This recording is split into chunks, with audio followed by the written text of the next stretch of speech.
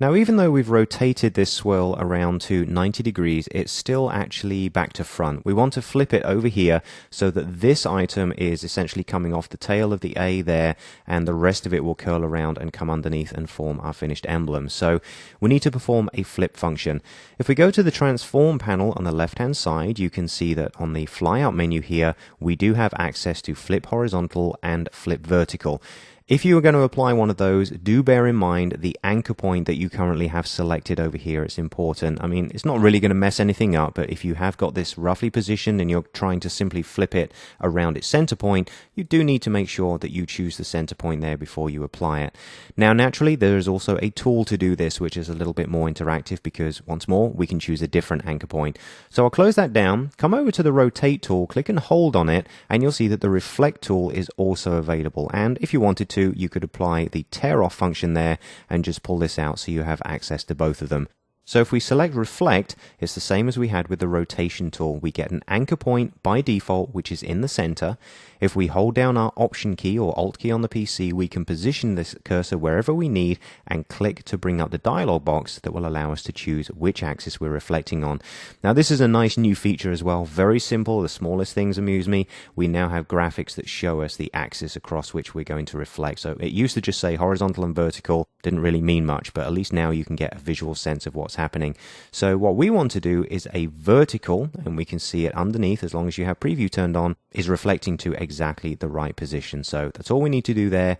Go ahead and click OK. As always, hit the V key to go back to your main selection tool. Now, what we want to do is move this into alignment with our logo up here. Now, as we've worked through this, you've noticed that we've always got our smart guides, and they are absolutely wonderful, but there are times when you just want to turn them off, so you can nudge things and move things around without everything snapping into place. Well, your keyboard shortcut for that is Command U or Control U on the PC. Now, if we pick this up and move it around, you'll see there's no interaction with those guides, so definitely a keyboard shortcut worth remembering. Now, in order to position this, what I'm going to do is go into outline mode and then zoom up over onto the tail there, and then we can simply pick this up and put it in whatever position you really feel is correct, but I'm going to overlap those two and make sure that they look like they align on the side, and then we can always switch back to preview mode and check exactly how that looks. So it's up to you how precise you want to be there, but I think honestly that looks about right.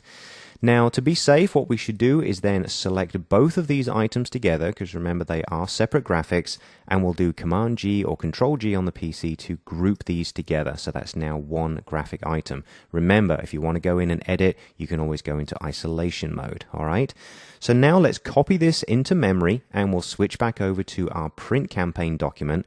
And what we'll do actually at this point is press the F key. Let's go full screen here so we have more room to play with. Now, our logo is still open in its file underneath this one. If you want, you can go back to that document, save it for future, or just close it without saving. It's up to you, but we have it copied into memory. What we are going to do now is create a new layer on which all our logos will exist.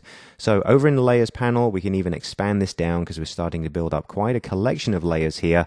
We're just going to bring up our keyboard shortcut to bring up a brand new layer, and we'll call this one logos. All right. Go ahead and click OK.